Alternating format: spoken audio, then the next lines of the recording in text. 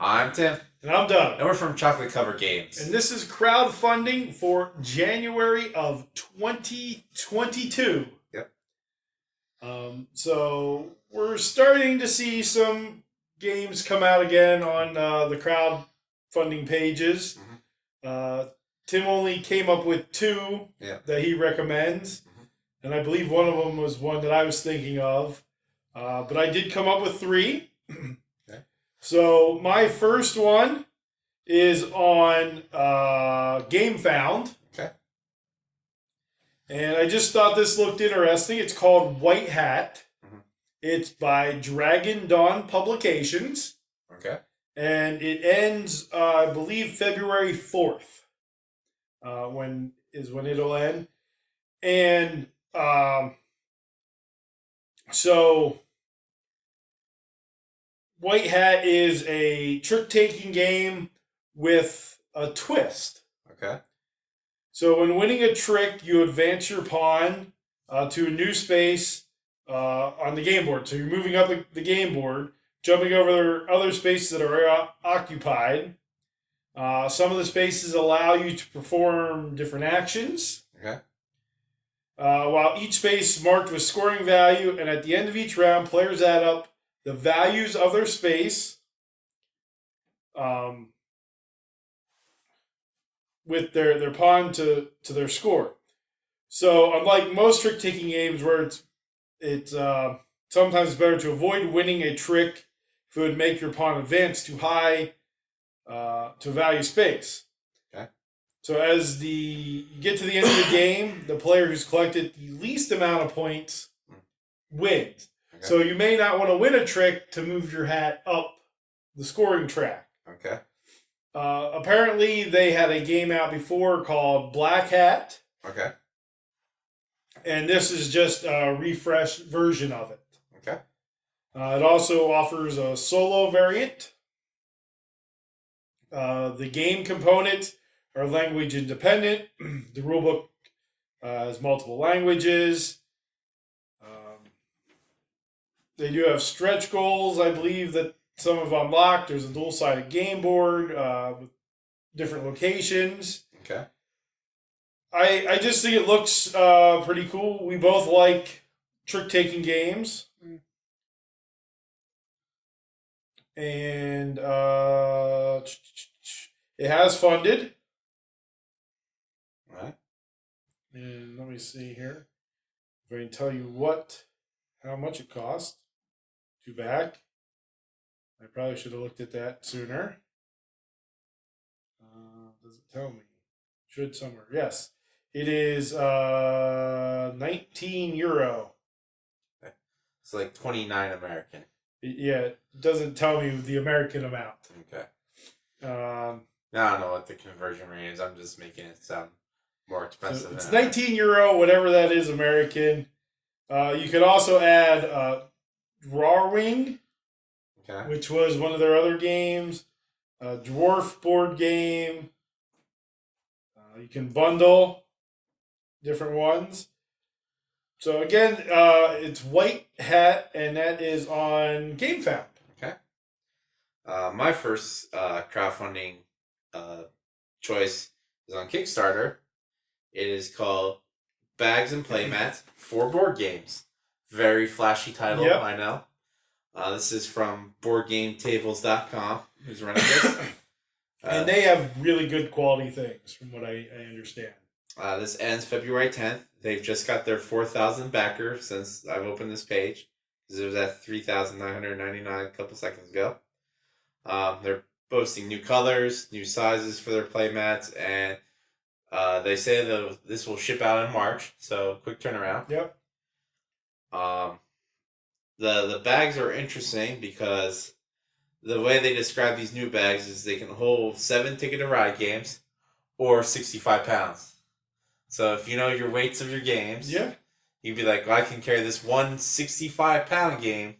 Well, and you can put 7 Tickets to Ride in, or like 40 Fox in the Forest.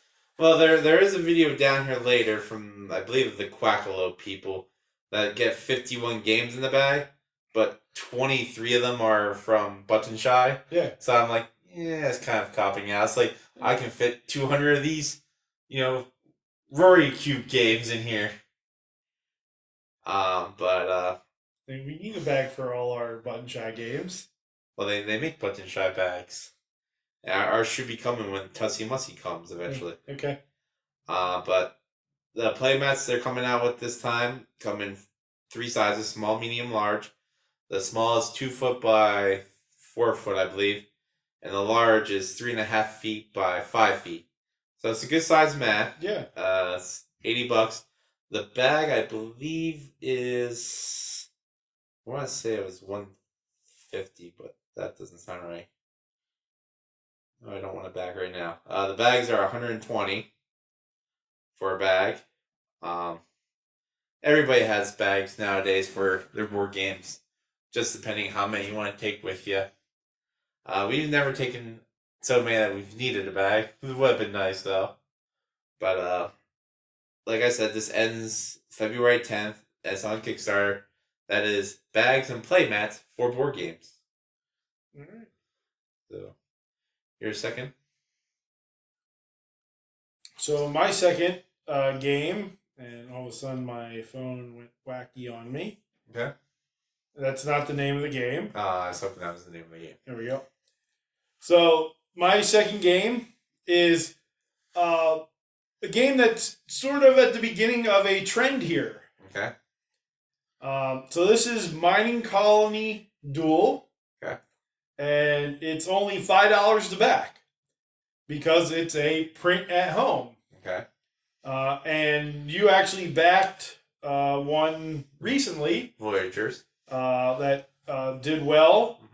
And so Mining Colony Duel is by Dr. Finn's game, which his best known game would be Biblios, which you don't like. No.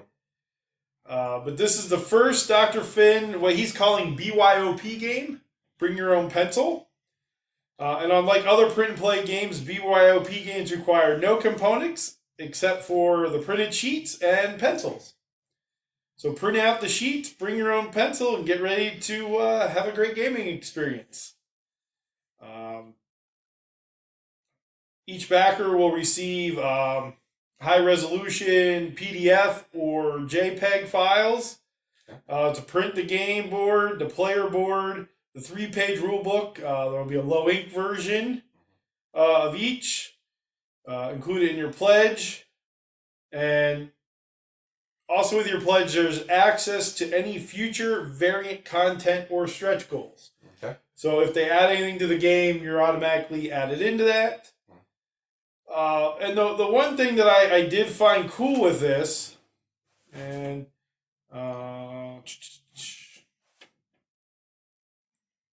it was if he reached so much money, and I believe it was if he reached $10,000, he'd make another game of this size. Okay. I believe that's what it was. If you know, or if you take a look at this, you'll see it's somewhere. And sorry, I can't find it right off the top here.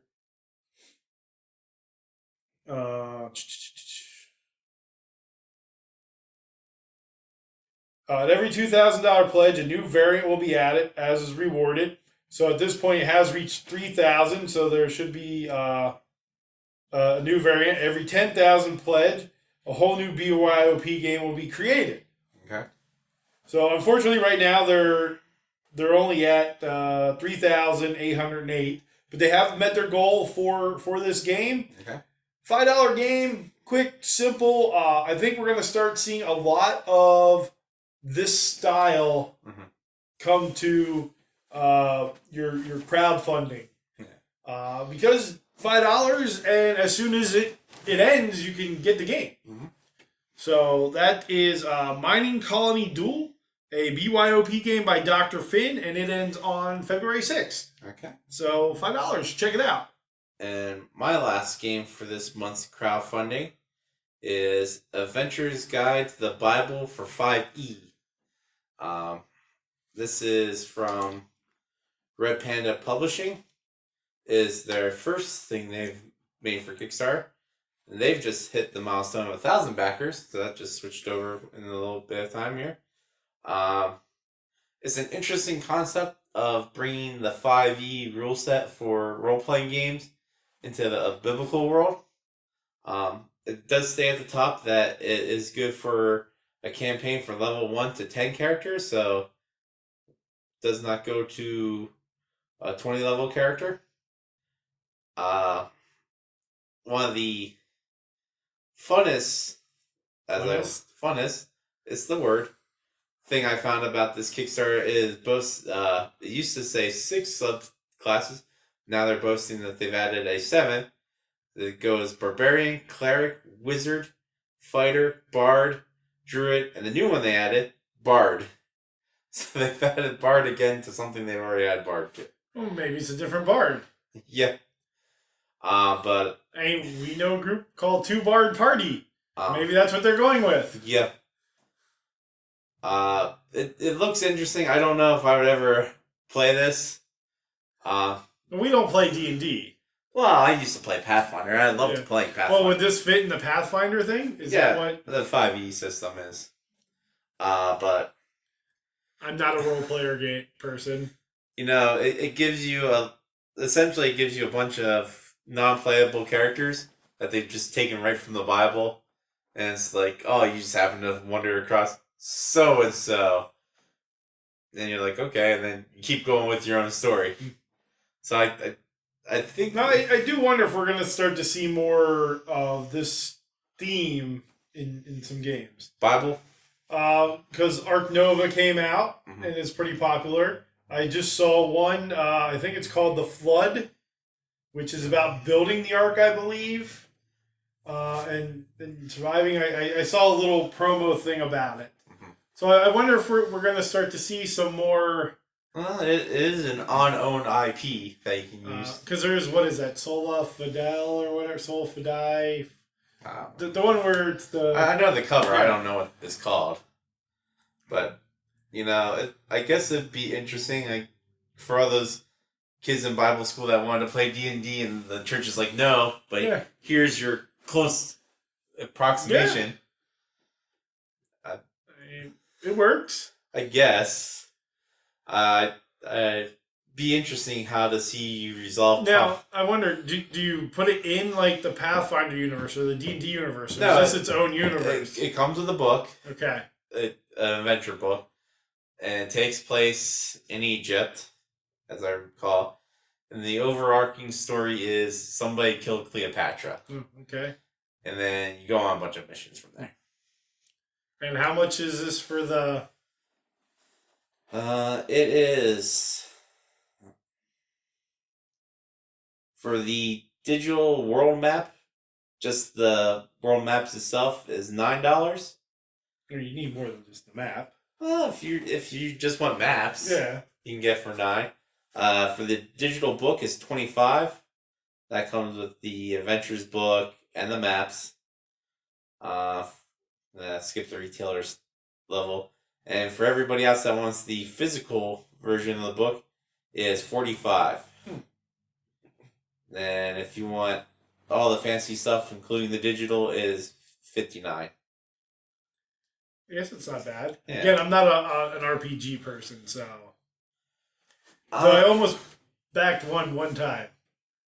Yep. It was the person out of York that did the humanoid animals. What's that called? Anthropomorphic. Yeah. I mean, I think this would be fun to get and just try to run our church, but we don't have anybody that I think would play.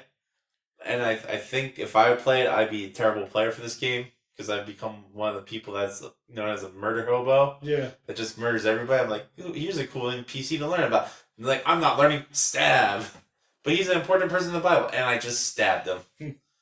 So once again, that was.